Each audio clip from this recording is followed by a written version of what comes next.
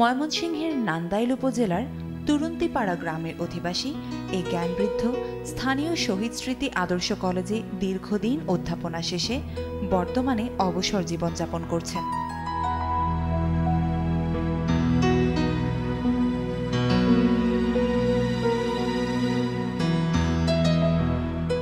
সহজ সরল সংস্কৃতিমনা আফেন্দি নুরুল ইসলাম এলাকার মানুষের কাছেও সুপরিচিত প্রিয় একজন মানুষ।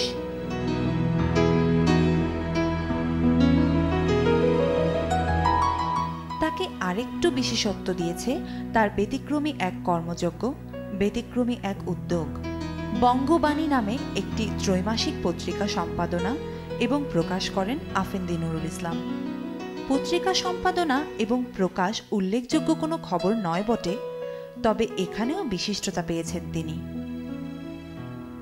বঙ্গবাণী সম্পূর্ণ হাতে লেখা একটি পত্রিকা। অত্যাধুনিক ছাপাখানা এবং ইন্টারনেটের এ যুগে হাতে লেখা বঙ্গবাণী প্রকাশ আক্ষরিক অর্থেই বিস্ময়কর।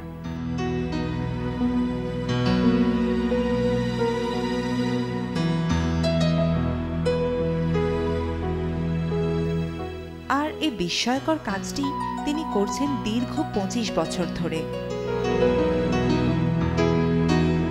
1985 সালে প্রকাশিত হয়েছিল বঙ্গবাণীর প্রথম সংখ্যা। মাঝে মধ্যে বিরতি নিলেও বর্তমানে নিয়মিতই চলছে বঙ্গবাণীর প্রকাশনা।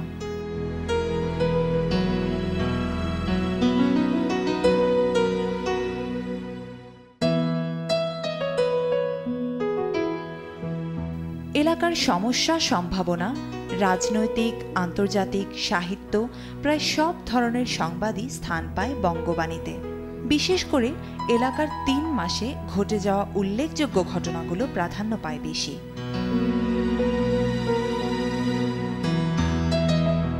চার পৃষ্ঠার ট্যাবলয়েড সাইজের সংবাদপত্রটির সব সংবাদের সংবাদদাতা এবং সংগ্রাহক আফেন্দি নুরুল ইসলাম।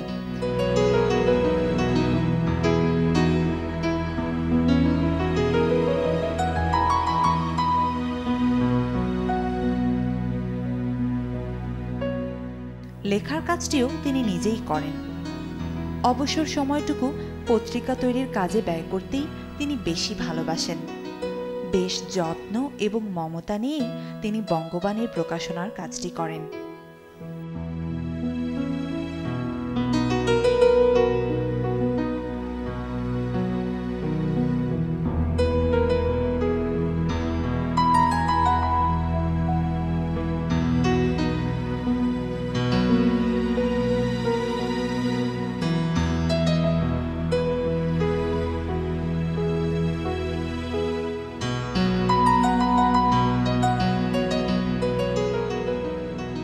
বঙ্গবাণী প্রকাশ ছাড়াও আফেন্দি নুরুল ইসলামের কবিতা, গল্প সহ আরও কটি সৃজনশীল গ্রন্থ প্রকাশিত হয়েছে। বাসন্তী, মেঘের পালকে সূর্য, উইপোকার ঝাঁঝরা ঘর, কালো দ্বীপের ক্যামেরা, মুখোমুখি ইত্যাদি গ্রন্থগুলোতে তিনি রেখেছেন সৃষ্টিশীলতার নিদর্শন।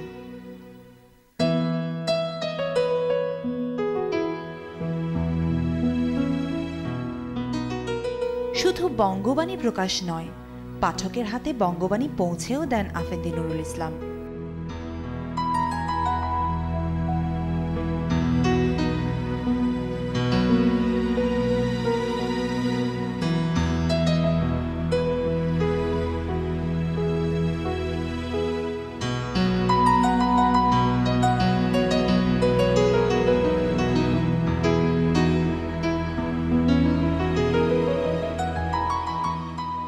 এলাকার ছাত্র, ব্যবসায়ী এমনকি স্থানীয় প্রশাসনে কর্মরত ব্যক্তিদের হাতেও পৌঁছে যায় বঙ্গবাণী।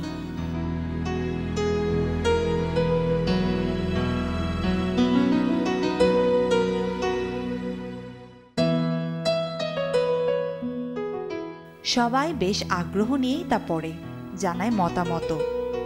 পাঠকেরা বঙ্গবাণী পড়ছেন আফেন্দি নুরুল ইসলামের জন্য এটা আনন্দের অনুষঙ্গ। সঙ্গীত তার কাছে আনন্দের এক ভুবন। পত্রিকা প্রকাশনা এবং লেখালেখির পাশাপাশি সঙ্গীত চর্চাও করেন নিয়মিত। আর এসব নিয়েই কেটে যাচ্ছে তার জীবন সায়ান্নের প্রহরগুলো। ফুটে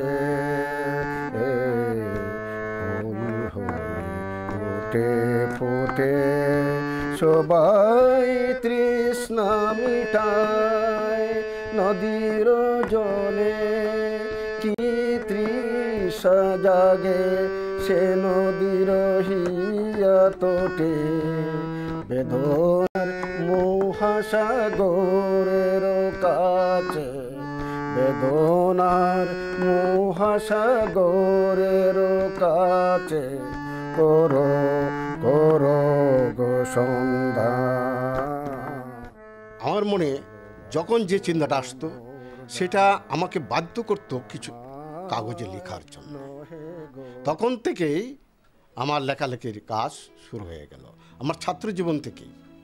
এরপরে এইভাবে লিখতে লিখতে আমি কয়েকটা বইও নিজের উদ্যোগে প্রকাশ করলাম। বিভিন্ন পত্রপত্রিকায় আমার লেখা প্রকাশিত হতো। সংবাদ, দৈনিক সংবাদে আমার প্রথম একটি ছোট গল্প প্রকাশিত হয়।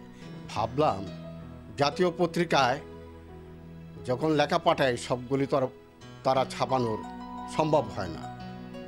আমি ভাবলাম আমার কথাগুলো জনগণকে আমি দিয়ে দিব, আমার হাতের লেখার পত্রিকা বের করি। এই একটা খেয়াল অদ্ভুত বটে এই আধুনিক যুগে। তখনই আমি শুরু করলাম হাতের লেখা পত্রিকা। মাঝে মাঝে অনিয়মিতভাবে সেটা প্রকাশ করতাম। 90-এর দিকে আমি এই হাতের লেখা পত্রিকা শুরু করি।